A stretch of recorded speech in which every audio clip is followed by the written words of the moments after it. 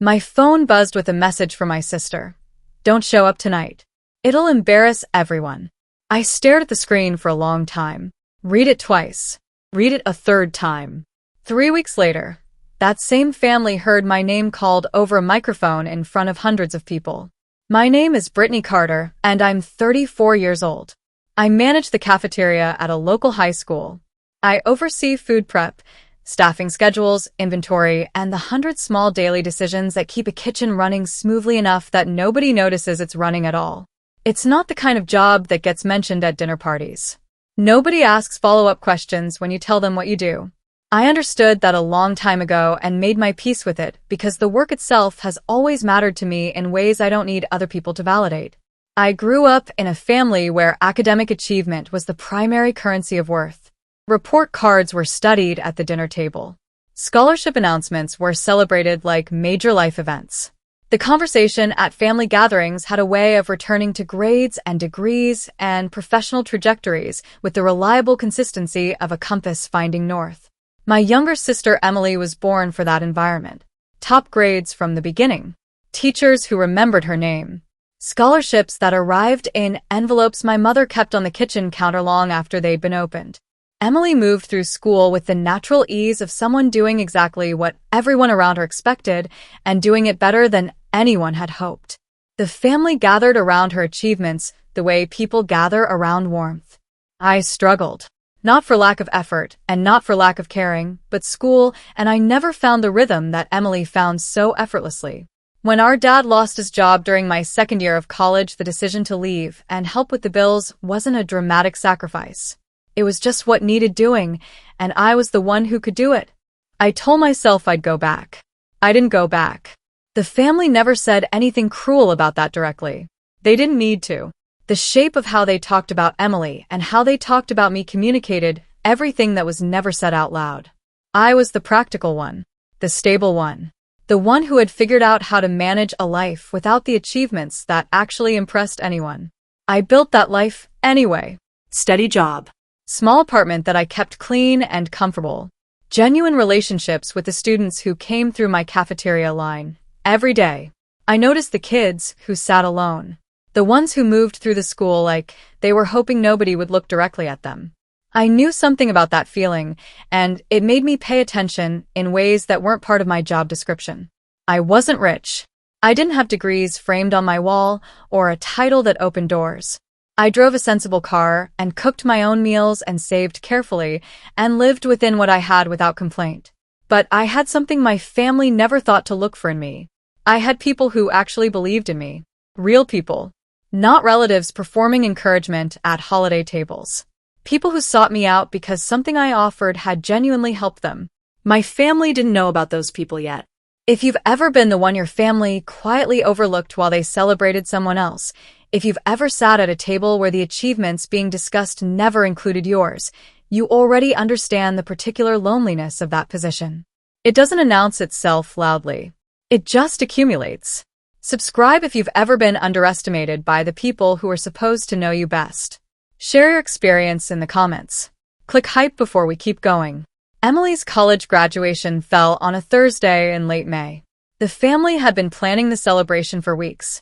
A dinner reservation at a restaurant she had chosen. Guests from her program, professors she wanted to impress with the quality of the celebration surrounding her achievement. I had been aware of the plans in the general way that you're aware of things happening at the edge of your family's attention when you're not quite at the center of it. I bought her a gift anyway. Something I thought she would actually use, chosen carefully, and wrapped properly. I was genuinely happy for her in the uncomplicated way that you can be happy for someone you grew up with even when the relationship between you is complicated. She had worked hard. She deserved the recognition. I wanted to be there. The text arrived on my phone at 2:30 in the afternoon. It came as a group message from Emily and my mother together. That detail registered before the words did. The fact that it was coordinated. That two people had discussed this and agreed on it before sending it. The message read, Brittany, maybe skip tonight. It's mostly professors and people from Emily's program. I typed back, asking what that meant. Emily's response came within a minute. It'll just feel awkward. You wouldn't really fit into the conversation. I sat with my phone in my hand in my small apartment and read those words and tried to locate the correct response somewhere inside myself. The gift I had wrapped was sitting on my kitchen counter. My mother's follow-up arrived a few minutes later. "We'll celebrate with you another time." There was no other time scheduled. There was no plan attached to that promise. It was the kind of sentence people write when they want to soften something without changing it. I put my phone face down on the table and sat quietly for a while. Then I made dinner for one and ate it at my kitchen counter and watched the evening go dark outside the window above the sink. Later that night, I made the mistake of opening my phone. Emily had posted photographs from the dinner. The restaurant looked warm and full of people. The caption read, "Celebrating with the people who supported me the most." I scrolled through the photographs carefully. Extended relatives I saw twice a year were there. My mother was there, beaming in every frame. Friends of the family I had known since childhood were there. I was the only close family member missing. I put my phone down and didn't pick it up again that night. 3 weeks later, I was standing near the back of the school gym helping arrange seating for the end-of-year assembly and thinking about nothing in particular when Principal Harris stepped onto the stage and the microphone carried his voice clearly across the full room. And then he said my name. I called my mother 3 days after the graduation dinner. I had given myself those days deliberately because I wanted to have the conversation without the rawness of the immediate hurt driving what I said. She answered on the second ring, and her voice had the slightly careful quality it gets when she knows a conversation might go somewhere she'd rather it didn't. I told her how I felt about the text. I used clear, measured language. I said that being excluded from my sister's graduation dinner had hurt me and that the explanation given had felt like something more than a scheduling concern. She listened without interrupting. Then she said, "Emily worked hard. That night was about her." She said it gently, the way people say things they have already decided are reasonable. The implication was clear enough. My feelings about the evening were a secondary consideration to the primary goal of making Emily's night feel exactly right. My presence had been evaluated and found to be a potential disruption to that goal. I thanked her for taking my call and ended the conversation. A few weeks later, the family gathered at a barbecue at my aunt's house. I went because I still went to these things. I am the kind of person who keeps showing up even when showing up costs something. I don't entirely know if that's a strength or just a habit I haven't examined closely enough. Emily had a job interview lined up with a company that impressed people when she mentioned its name. She talked about it at length during the afternoon, which was reasonable given that it was significant news. But somewhere in the middle of a conversation about corporate culture and starting salaries, she turned toward me across the picnic table and smiled with the ease of someone who doesn't register the weight of what they're about to say. "Maybe Brittany can pack my lunches when I start my corporate job." The table laughed. Some of the laughter was uncomfortable. Some of it wasn't. I looked at the paper plate in front of me and kept my expression neutral and let the moment pass because making something of it in the middle of my aunt's backyard wasn't something I was willing to do. My mother told relatives at that same gathering that Emily was the family success story. She said it with the warm pride of someone making an introduction. I was standing close enough to hear it clearly and far enough away that I couldn't tell if she had registered my proximity before she said it. Later, someone asked about my plans. Whether I was thinking about going back to school, whether I had considered other directions. Before I could answer, Emily said casually, without looking up from her phone, "Not everyone's built for big things." I drove home that evening and sat in my car in the parking lot outside my building for a while before going inside. The summer evening was warm and the parking lot was quiet, and I sat with the accumulated weight of several months of small moments that had added up into something I couldn't continue to minimize. I thought about the kids I saw every morning in my cafeteria line. The ones who came through with their heads down. The ones who ate alone by choice or by circumstance. The ones who were building quiet lives that nobody around them seemed to notice or value. I understood something about those kids that my family had never understood about me. And I had been trying to help them in a way that nobody in my family knew anything about. I started the blog 4 years ago on a Tuesday evening in November when I couldn't sleep.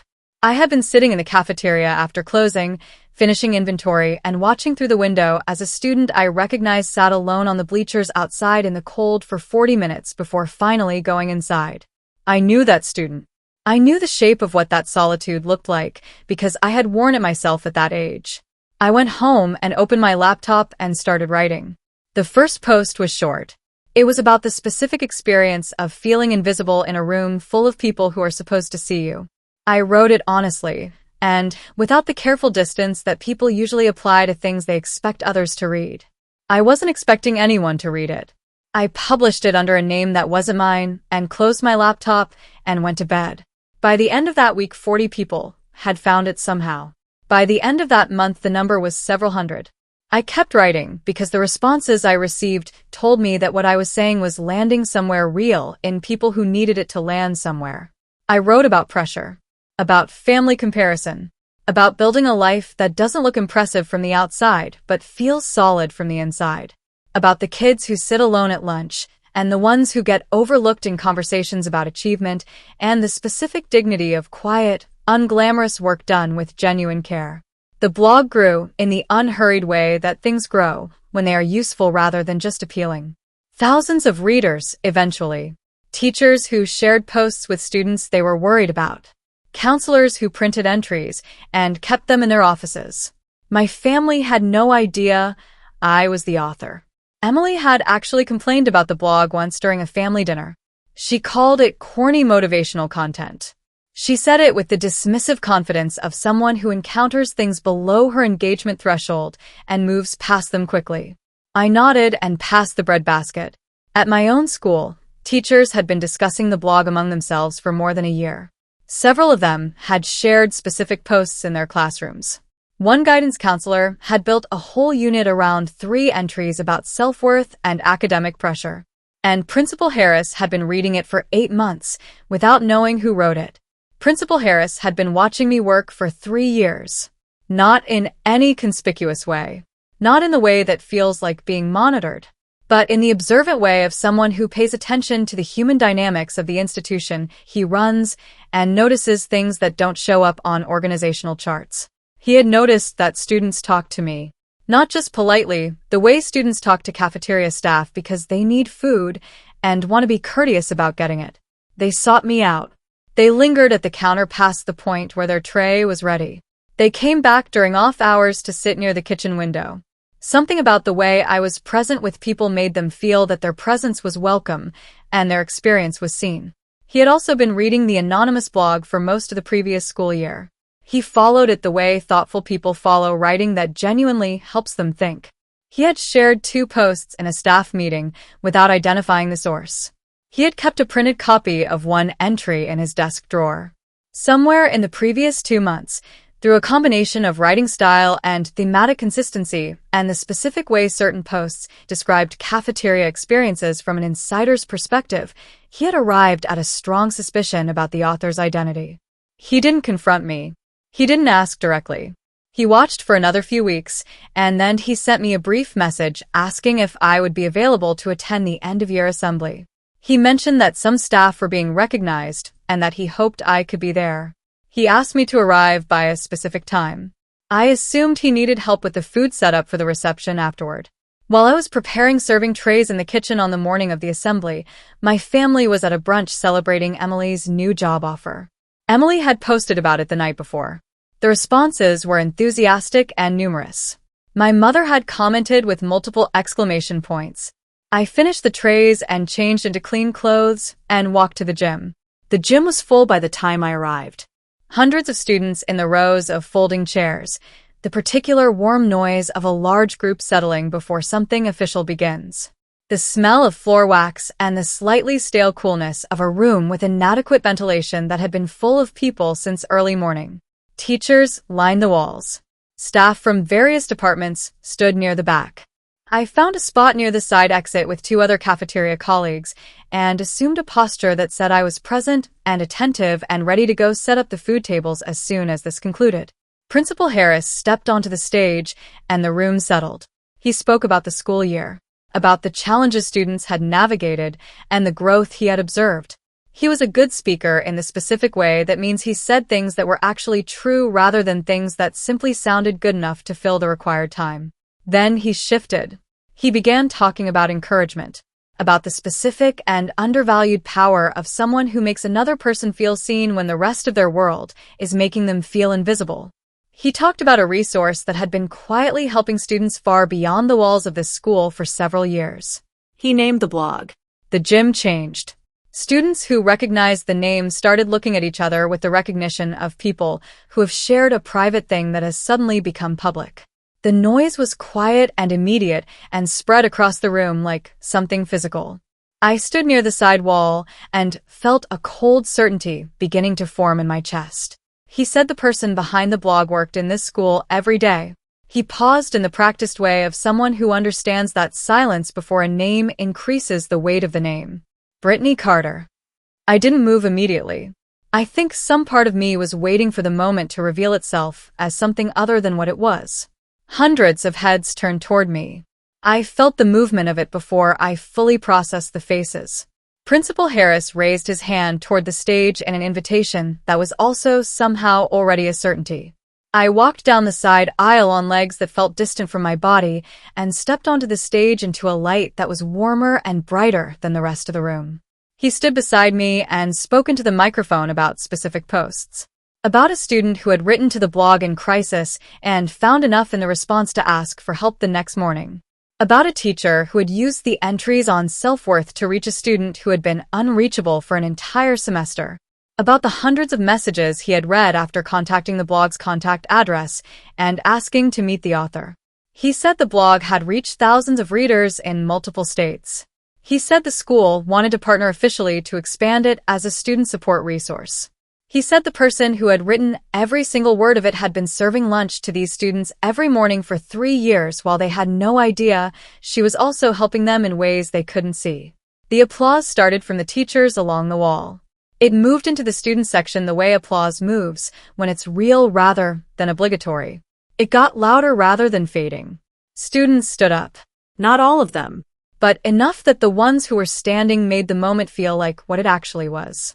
Someone near the middle shouted, "Thank you, Ms. Brittany." Others followed. The sound filled the gym completely. I stood at that microphone and felt something break open in my chest in the best possible way and looked out at those hundreds of faces and understood for the first time with my whole body rather than just my mind that the life I had built in the quiet and without applause had been reaching people all along. I just hadn't been able to see them from where I was standing. I sat in my car in the school parking lot for a long time after the assembly ended. The afternoon was warm and the lot was gradually emptying around me, and my phone had been buzzing continuously since the moment I stepped off that stage. Messages from students. Messages from teachers. Messages from people I hadn't spoken to in years who had seen a clip of the assembly that someone had posted online. I read them slowly and tried to absorb what they were saying without deflecting it the way I usually deflect things that feel too large to accept gracefully. Then I saw the messages from my family. Several missed calls from my mother. A text from an aunt. And then the one I sat with longest. Emily. Wait. That blog is yours. 3 words and a question mark. The punctuation of someone whose understanding of something has just been revised completely and who hasn't yet decided how to respond to the revision. I put my phone in my lap and looked through the windshield at the empty parking spaces ahead of me. I thought about the graduation dinner photograph. About being the only close family member missing from a frame captioned with words about the people who supported her most. About the lunch comment at the barbecue and the casual way it had landed among laughter. About my mother's voice on the phone saying the evening had been about Emily and that being enough of an answer. I thought about every morning I had spent in that cafeteria watching students move through my line and trying to see them in the brief space of a transaction. Every late night I had spent writing in the quiet of my apartment trying to put words around things I had never heard anyone say out loud when I was the age those students were now. The people who once told me I didn't belong at their table were suddenly trying to pull up a chair. I didn't answer the calls immediately. I didn't craft a response to Emily's text. I sat in that warm parking lot and let the afternoon settle around me and allowed myself to feel the full weight of what had just happened without rushing toward whatever came next. I didn't need to prove anything anymore. I had never needed to prove anything. The proof had been accumulating in quiet, invisible ways for years in the lives of people my family had never thought to ask about. My worth had never been located where they were looking for it. It had been in every conversation I had at a cafeteria counter. In every post I had written alone in my apartment past midnight. In every student who had found something in those words that helped them get through a morning they weren't sure they could get through. That was the life I had built. Quietly, without applause, without anyone in my family watching. And it turned out to be more than enough. Have you ever been left out or told you didn't belong somewhere by the people who were supposed to be in your corner? That kind of rejection doesn't fade quickly. It finds ways to resurface in moments when you least need it. If you've experienced something like that, share your story in the comments so others know they're not carrying it alone. Subscribe if you believe that quiet kindness still matters in a world that rewards volume. Click hype to help this story reach someone who needs it today. Did this story hit home for you? Let me know by liking the video and sharing your thoughts in the comments. Click hype to help this story find others who felt the same way. Your support makes a real difference, and I mean that genuinely.